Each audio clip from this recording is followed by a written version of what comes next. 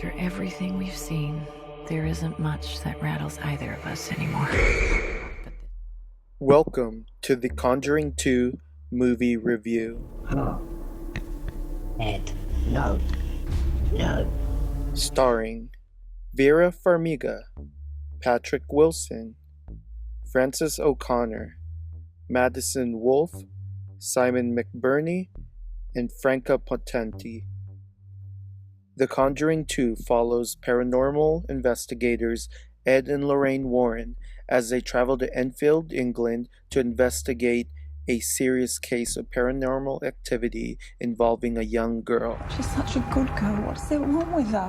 This movie was directed by James Wan, and I would like to say right now, straight off the bat, this is one of the best sequels I've seen so far.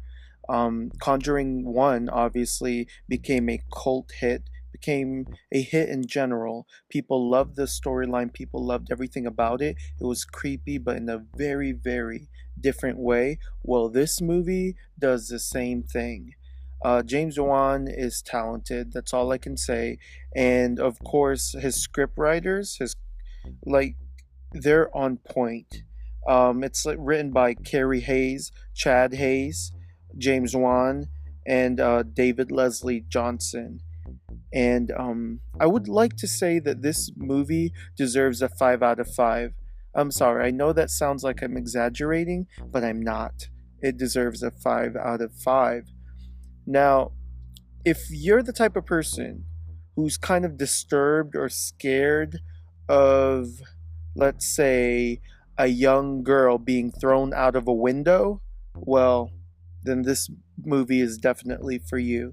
Because after all, when you go to see scary movies, you go there to be scared. Well, this movie does it. I mean, yes, I'm already giving away the sort of finale, which is the demons throwing the girl out of a window. And obviously, she's not dead. Ed is able to grab her. But everything about this movie really, really, really gives me a sense of closure, because quite honestly, I'm not sure if they are going to make The Conjuring 3, even if this movie is successful, because I'm not sure if, well, here's the thing. It's successful in the way that it's well written and all that stuff. However, I'm not sure if this movie is going to make as much money as Conjuring 1. And of course, what happens is that means that Conjuring 3 is never going to happen. So if this was the last Conjuring movie, I would say it's one of the best ones. That's all I'm going to say. I don't want to say it's better than Conjuring 1, only because they're two different things going on, you know? Here in this version, there are demons, actual spirits and demons out and about torturing this poor girl. While I guess in Conjuring, the first Conjuring, it was like evil spirits and a possessed witch. But yeah. Well, okay, so of course people want to hear spoilers, blah blah blah. Okay, gotcha. I got you. Ed and Lorraine. Okay, so after Conjuring 1, it took a huge toll from Lorraine. Like, she's weaker, she's a little bit more disturbed by her abilities. She accepts it, but she doesn't like the idea that it takes so much out of her, especially the encounter with Annabelle doll, which, by the way, Annabelle 2 is coming soon. I think by next year. So, okay.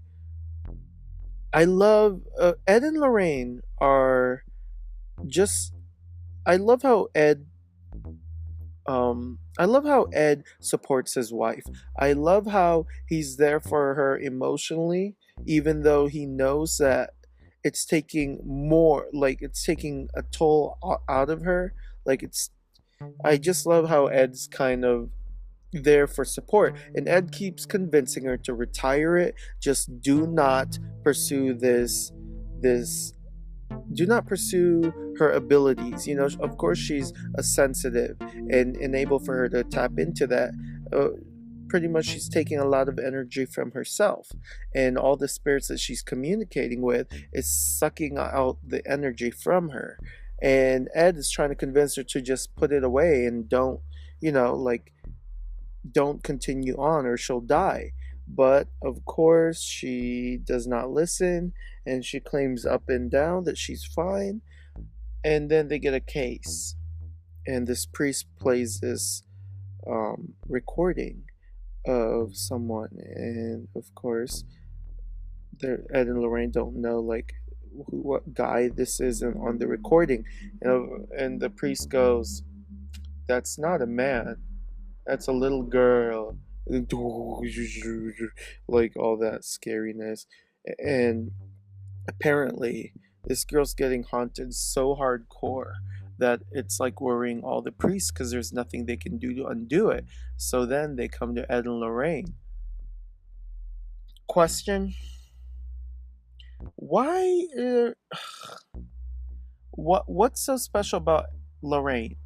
I mean, the truth is, there are other psychics out there at that time that could probably take it on as well. Why is it just Lorraine? Anyway, so sorry, excuse me. So they end up traveling to England, to Enfield, England, and Lorraine's like, "Hey, we're the Ed and Lorraine group, and we just want to see if we can talk to your daughter." So that happened. And of course, the parents are trying to explain to Ed and Lorraine about their daughter and how at night she's a total different person. During the day, she's a little bit more normal. And Lorraine does her thing where she goes around the house and she's like feeling for things. She feels something right next to the stairs, but not quite.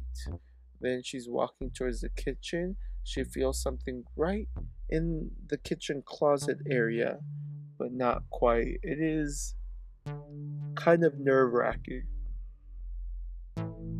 because James Wan plays with this whole noise and feeling effect to where, like, if there is a potential that there is an evil spirit there, everything kind of gets quiet and things get like the background of like something like that, if you can hear that, is a little bit more louder. So it makes me kind of worried, or like afraid. So that's a good thing. That's a good sign. So, okay, so what was I going to say? So, Ed and Lorraine end up telling the family, "Yep, there's something here. You have to leave us with her, and we will help her." Of course, but both Ed and Lorraine were told you cannot stay overnight. Just half through the day, and that's it. And of course, Lorraine faints after using one of her pet spells, and Ed catches her, and and um what's her name? And Lorraine's trying to convince her husband, like, "Listen, we need to help this girl. This girl is deathly sick beyond words, and she will die if we neglect her over my health." So, so of course, um, her husband ends up helping her. It was such a sad story. Like, just Lorraine is so sweet, and just to know that all her life force is slowly disappearing, like, that's insane. So then, um, Lorraine and Ed were left alone in the house with the girl, and that's when things really start to change. So while no one's looking, Lorraine sheds her skin, or not her skin, sheds her, I don't know, not ectoplasm, but basically, um, no, not Lorraine. Hello, what am I saying? The ghost ends up like I don't know. The ghost ends up coming out of the thing. I forgot what it is. Coming out of the wall and like, of course, doing all these weird scares. I'm like, what? Okay, okay, so by the end of okay, so at the end of everything, um, Lorraine and Ed starts blessing the house and start trying their best to kind of cleanse the room and this cleanse the house of ghosts. Well, now the ghosts are fighting back and they're a lot more vital or violent, and so they're like throwing stuff at Lorraine and Ed, and of course, like every scary movie, um, one of our main antagonists gets locked in a room, like the door shuts itself and locks itself. So that happened. The little girl starts like doing these weird body twitches and stuff, and starts talking uh, to Lorraine and telling Lorraine, "Hey, no, okay." It's like, "Hey, this girl's spirit is mine. She is all that stuff." So then I'm like, what is going on? Like my brain's kind of like trying to comprehend because there's like paper flying everywhere. And I'm like, what is going on? So of course I was a little bit scared and a little bit confused, but I got it now. The reason why I couldn't understand what was going on is because Ed was building something else more stronger to pretty much take this spirit out, I guess. Out. So, yeah, so anyway, so the spirit is finally, like the demonic spirit is finally blown out. Is finally exposed pretty much. And that's when Lorraine and Ed are able to say their Saint Michael prayer and cast the demon away. And all of this going on, even with the demon still here, I mean that poor girl was being thrown outside into the ocean or on the rock. Luckily, she was okay. Luckily. I was so scared for her. I'm like, is she gonna die? Like, I was so mad. But I had such a good time watching this movie. Like, in the end, Patrick Wilson has a scar on his back. And this scar might be something really interesting. So we'll have to find out. And I just do my best, really. I just do my best to keep cool until next week when all of our favorite TV shows are back. Anyways, so guys, thank you so much for listening. And remember, this whole movie is such a good experience, and I don't want you to forget that. It's a 5 out of 5 because of dialogue and relationships. It's not like, yeah. Anyway, so please, pretty please, please, please, don't forget to subscribe. Don't forget to like. Don't forget to share. Don't forget to comment. I need as much comment as I can get so that I can better myself. Obviously, I'm getting really, really good feedback, but I need more, something that could enhance this experience. Anyways, I'm sure the video is fine, but maybe the way I'm reviewing is just all over the place. So please let me know, and thanks for listening. Meanwhile, remember to subscribe or like. Have a good day.